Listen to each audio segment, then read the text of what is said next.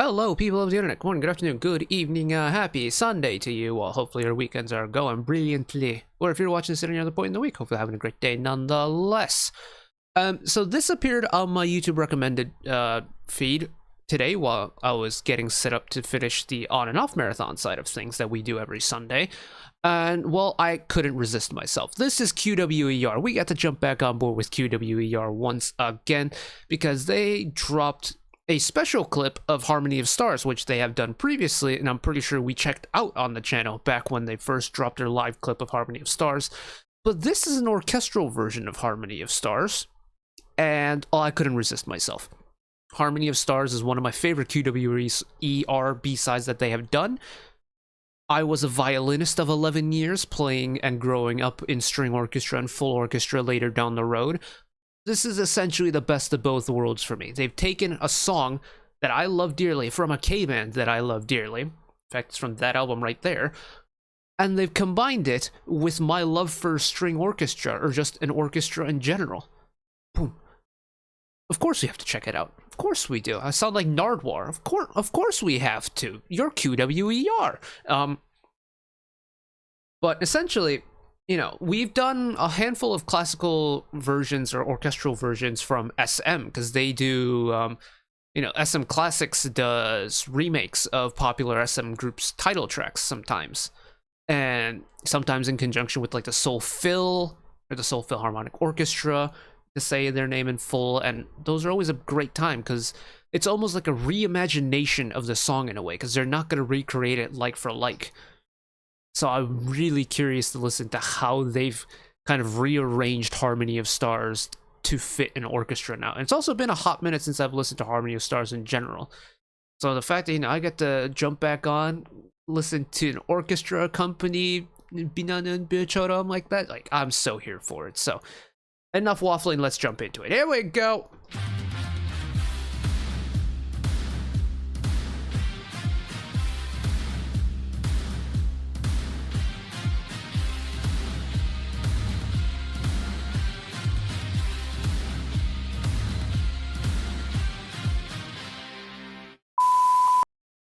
Righty-o. I feel like at some point we probably should go through all the special clips that QWER have done. I know they've done one for Ferris Wheel that I've watched en masse over and over and over. I'm a little bit behind on their, not reality stuff, but their kind of behind the scenes stuff that they've uploaded on YouTube and stuff. But I find it quite difficult to keep up with that stuff anyways, just because I have so many groups I like to follow. Especially when one of the groups literally drops content every single day in Triple S. But you know what? That's besides the point. We are here for good music, and I am here to squeal over some pretty vocals, pretty music, and some pretty orchestras. So here we go.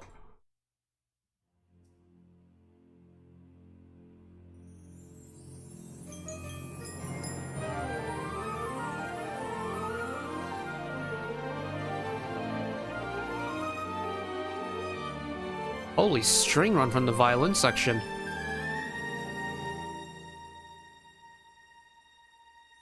Crank up the volume a little bit for you.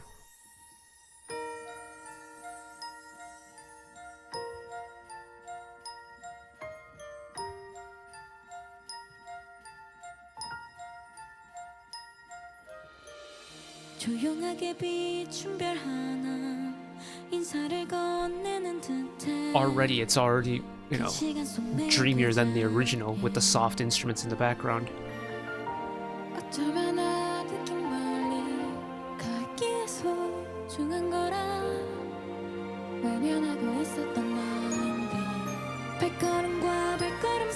That lower, thicker tone that Magenta has is so nice. It's also getting a little bit loud now. Brief harmony there.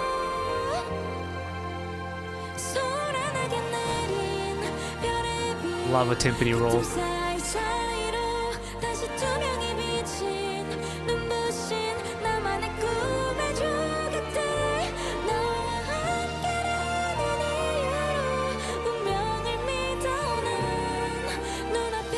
Oh, a little glissando from the clarinets there.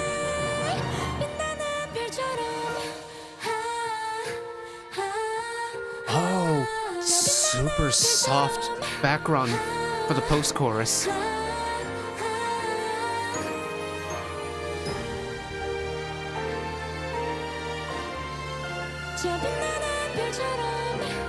We're getting more volume, but it's not a busy part.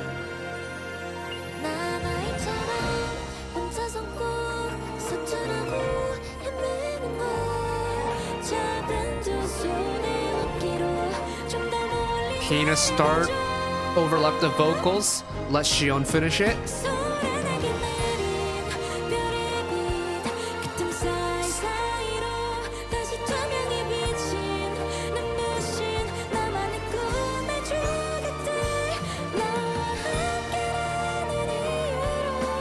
Even a soft song like this, they're able to get the proper drum kit to not stick out too much, which is good. You don't want it to stick out, it's too sharp, right? Of course, the chodan vocal moment.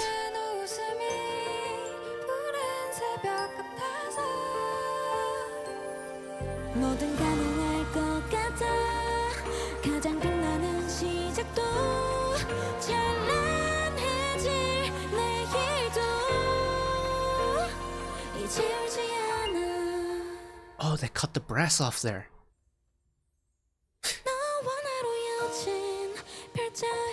Extra measure of silence there, very smart, very classical of them.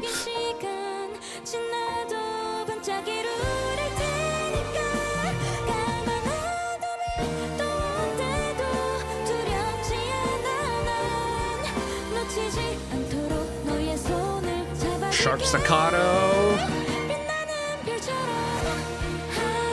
And there's the full release.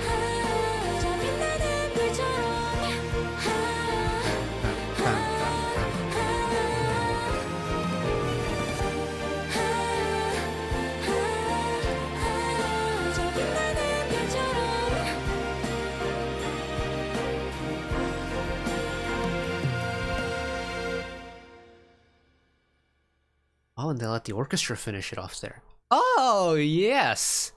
Oh, yes, indeed. Oh, yeah. Oh, yeah.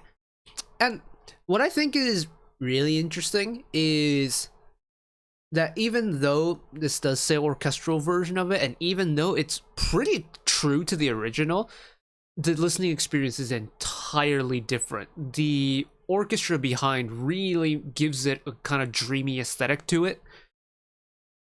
And almost, you know, Harmony of Stars almost gives it kind of a spacey feeling to it, like the wide expanse of space. And I think that's really cool to me. And of course, I am looking at this from a very biased point of view, because I can put myself within that orchestra and listen to it how I would had I been in that violin section. This is the type of music I grew up playing, and it's terrific. This is a song that really does work for an orchestra, and I think that's the case for a lot of the softer ballady type songs, but Harmony of Stars, does fit the orchestral vibe really well. I do wonder what would have happened had they arranged it in a way where it was more what do you call it? Like written for orchestra rather than just rearranging for orchestra, because there's certain parts throughout that where they do take some liberties where, you know, it feels like a classical rearrangement, but there's some parts where they very much take some pop, like the pop influences from the original song, way maybe the instruments cut out or things of that nature. Like there's moments, especially, where's that second chorus?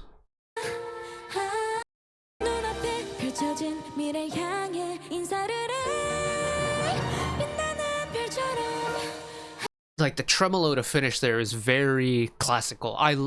The little quick tremolos or the glissando from the clarinets later in the song very much fit the bill for a classical rearrangement, but the way sometimes the song sets up for like the big chorus release feels more modern pop rather than classical, which, you know, I'm not saying it's a good or bad thing, I'm just pointing out things that I've noticed.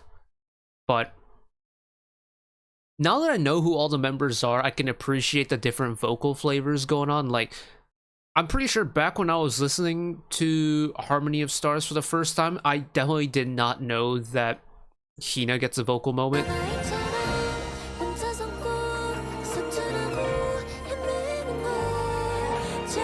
And that her singing voice very much sounds exactly how, like the way she talks, which is funny to me. I think that's really charming. Like, there's certain people who do not sing like they sound. Hina very much sings like how she sounds talking, and I think that's really cute. But is this the second chorus then? Hold on. It is.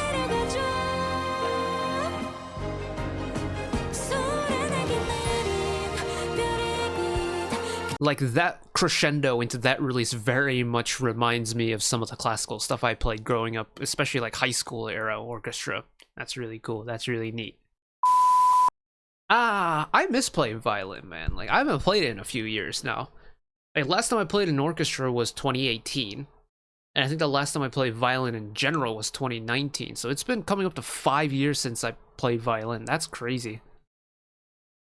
Man, time's really flown by, hasn't it? But great fun indeed. And you know, it's another one of those things where it's a piece of content that'll hold me over until we get the next QWER album, because I cannot wait until we get another QWER album. Because Harmony in Discord was a terrific debut. The Manito album was an unbelievable follow-up. It's also what we started up the channel with this year. I know the Lucy Childhood album is there, but what's coming in next from ladies over at QWER? Only time will tell, but I'm very excited because they quickly became one of my favorite K-bands to follow. I love the story of how they were formed. You know, Kim Geran-nim really put in a shift getting the group together, and just kind of seeing the origin story on my own really allowed me to appreciate what they're doing a little bit more, because they are not formed in the typical way you'd form a band and stuff like that. I think that's just so fun, so unique, and their music is a great time, so of course I'm going to be here for it.